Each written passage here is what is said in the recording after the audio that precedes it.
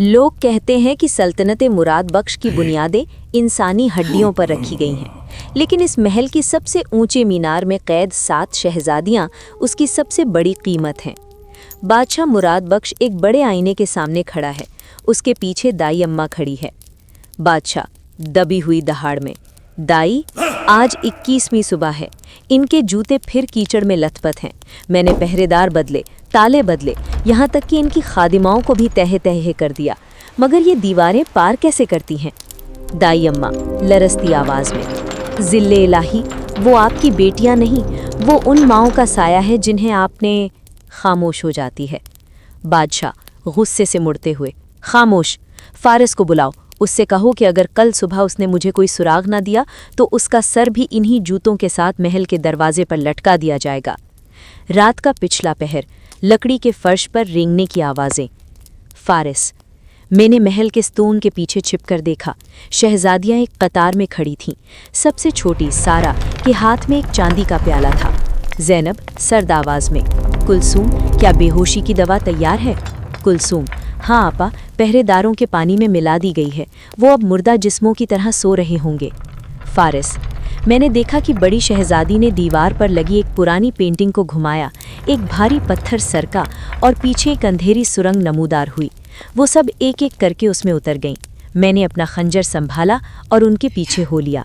जंगल के बीचों बीच एक पुराना कब्रिस्तान और खंडर। फारिस सुरंग उन्हें महल से मीलों दूर एक कदीम कब्रिस्तान में ले आई। वहाँ एक टूटी हुई खानकाह थी, अंदर मशलें जल रही थीं। मैंने जो देखा उसने मेरे खून को मुंजमद कर दिया। शहजादियाँ वहाँ रक्स नहीं कर रही थीं, बल्कि वो ज़मीन खोद रही थीं। वहाँ 7 कब्रें थीं जिन पर कोई कतबा नहीं था। सारा रोते हुए, आपा, क्या हम आज इन्हें निकाल पाएंगे? ज़ैनब सख्ती से, रोना बंद करो सारा, इन कब्रों में सिर्फ हमारी माएँ नहीं, इस रियासत का मुस्तकबिल दफन है। वो ख़जाना जो हमारे बाप ने गरीब बस्तियों को जला कर इकट्ठा किया था, वो इसीलिए यहाँ छुपाया था ताकि कोई सोच भी ना सके। फारिस अचानक सामने आते हुए, तो ये है तुम्हारा सच? तुम गरीब शहजादियाँ नहीं, तुम तो बागी हो। ज़ैनब खंजर फारिस की गर्दन पर रखते हुए, हम बागी नहीं, हम वारिस हैं। फारिस, तुम जिस बादशाह की खिदमत कर रहे हो वो कल सुबह तुम्हें जिंदा नहीं छोड़ेगा। फैसला तुम्हारा है, या तो इस सच के साथ मर जाओ या हमारे साथ मिलकर इस जालिम का तख्त उलट दो। सुबह की पहली किरण, महल में अफरा तफरी। बादशाह ताले तोड़कर कमरे में दाखिल होता है। कमरा बिल्कुल वैसा ही है। 7 शहजादियां अपने बिस्तरों पर सुकून से सो रही हैं। उनके जूते साफ सुथरे हैं। बादशाह हैरत और खुशी से, फारिस, तुमने कर दिखाया, देखो आज इनके जूते साफ हैं, तुमने उन्हें बाहर जाने से रोक दिया। बोलो तुम्हें क्या इनाम दूं? फारिस कमरे के अंधेरे कोने से निकलते हुए, आलीजा, इनाम नहीं, एक खबर है। कैसी खबर? ये कि ये शहजादियाँ नहीं हैं। वो बिस्तरों से चादरें हटाता है, वहाँ सिर्फ तकिए रखे हैं।